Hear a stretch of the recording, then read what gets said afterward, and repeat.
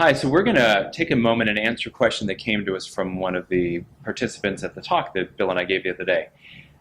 She writes, if I remember correctly, Dr. Stixrud said that screen time causes problems that go beyond just the sedentary nature of sitting in front of a screen for hours at a time. Could he elaborate on this? And are there studies that have looked at these issues? And lastly, do you agree with the American Academy of Pediatrics guidelines on screen time, no more than 2 hours per day?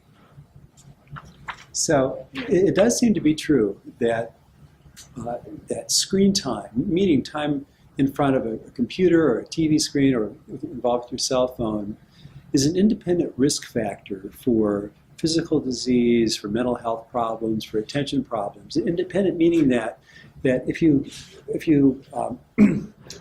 look at people who exercise the same amount, that the ones who do the most screen time are the ones who have the most problems. And so it does seem to be not just being sedentary, but there's something about being involved in a screen that is ultimately, if done too much, is not very healthy for us. And the issue for me in terms of child rearing is that it's not like we're going to dig a big hole and put this technology in the hole. It's not like that kids who we want to protect them from it forever so that they won't use it. We want them to use it responsibly.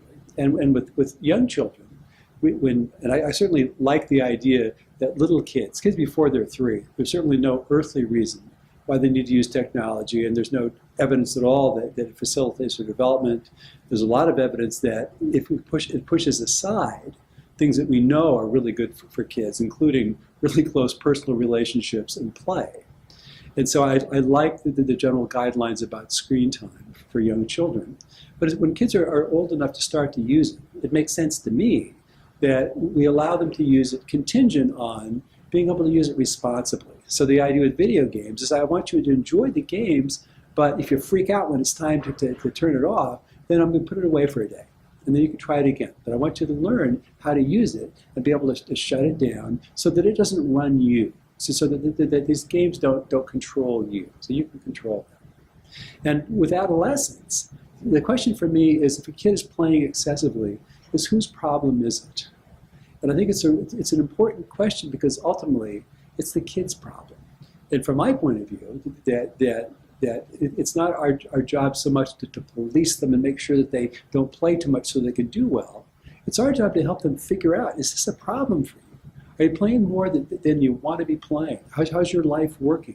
And if you're playing more than you want and you don't feel like you can stop it, you want to talk to somebody who could help you figure this out.